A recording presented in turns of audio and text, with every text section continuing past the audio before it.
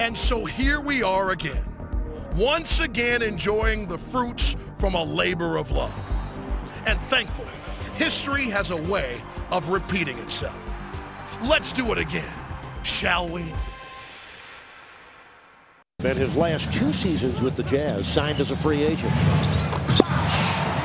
Bosh! He is money from mid-range. He's being Mike Budenholzer, first year as an NBA head coach after 18 seasons with the Spurs. Horford entering his 7th season out of the University of Florida. Bosh! He rattles down 2 more. Tonight he's been on fire. He's 3 for 4 from the floor. He's got 11 points. He's got 3 rebounds.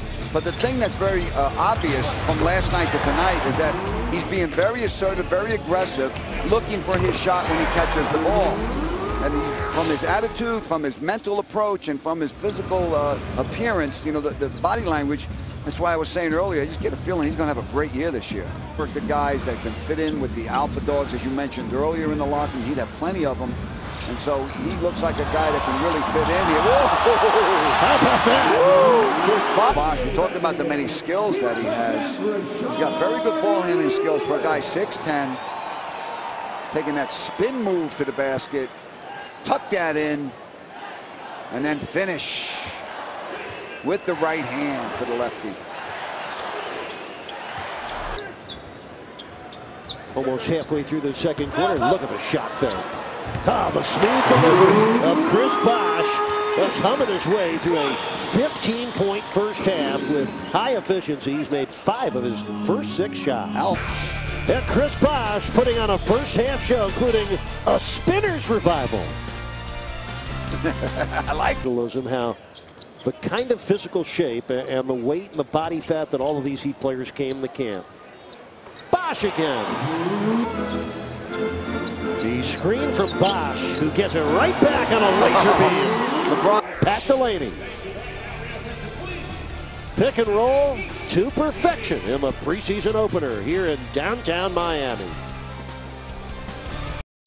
Eric, thank you very much. Chris, you were working on some of these low post moves over in the Bahamas. I didn't know you were going to break them out this early. You were spinning and spinning. Hey, better early than late. You know, we've had a very tough week of training camp. We've been emphasizing a lot of our strategies, a lot of things we want to do, but when you toss that ball out there, it's all about putting it in the hole and getting stops. It was very beautiful to watch. Let's talk a little bit about the work that you all been doing. What transferred onto this floor immediately over your week of hard work? I mean, anytime we step on the court, we want to be fierce, we want to play fast, and we want to play hard. It doesn't matter that it's a preseason game. We want to build our habits, meaning when anytime we come out here, whether it's shoot around, whether we're playing horse or pig, we're trying to win, and we're trying to do it well. Pig is horse when you don't have that much time. That's what I used to say. Hey, but when everything is done tonight here on Sun Sports, we're going to play the 2-hour documentary of everything that happened last year running up to the title. One of the great moments, I talked with Ray about it during the scrimmage last night, was obviously that big shot that he hit in Game 6, but it doesn't happen without your big rebound. When you watch it back, how proud are you of that moment? I'm super proud. I mean, it's one of the biggest plays. It is the biggest play of my life. It's one of the biggest plays in NBA history. And anytime I watch it, I mean, I get chills every time. And just to have such a dramatic instance and really come through, I mean, it was the ultimate test for us. You know, they brought out the yellow ropes, and I start having flashbacks of 2011 and everything. So, you know, to stay with it, you know, I'm proud of all our guys to just continue to execute down the stretch when it's looking bad, and I'm proud of myself for grabbing it. Amen to that. How many times have you watched Game 6? I've watched it about 10 times. At first, it was real tough for me to watch it because it was so tough, you know, and anytime you go through something traumatic like that, you know, I had PTSD, man. We were waking up thinking I was in the game still.